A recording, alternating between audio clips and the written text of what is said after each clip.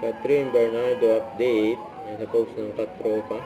Ayan, grand welcome kay Catherine. Ayan, bilang judge sa Pilipinas Got Talent. Ayan, pinalabas kanina. Ayan, may red carpet to. Ayan, Catherine Bernardo. Ayan, winelcome as new judge of Pilipinas Got Talent. Nandiyan pa nga mga si Catherine eh. Catherine! Catherine! Catherine! Catherine! Catherine! Catherine! Catherine! Ito ang mga si Catherine.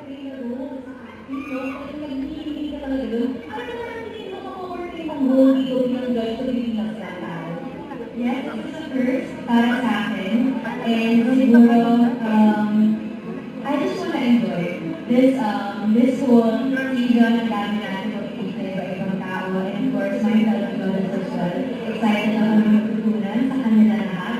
So, I don't expect anything and I don't want to expect kayo sa akin. But excited lang ako na makita kung sino yung mga mag-auditions at ang mga world-class Filipino talent. Mapapanood natin.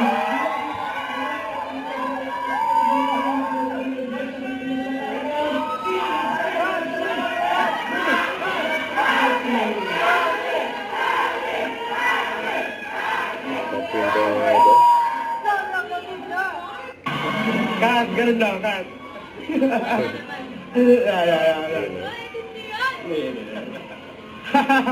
Congratulations. That's sa Philippines Got Talent. March.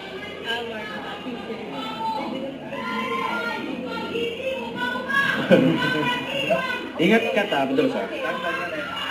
Go, Kat! Go, Kadi!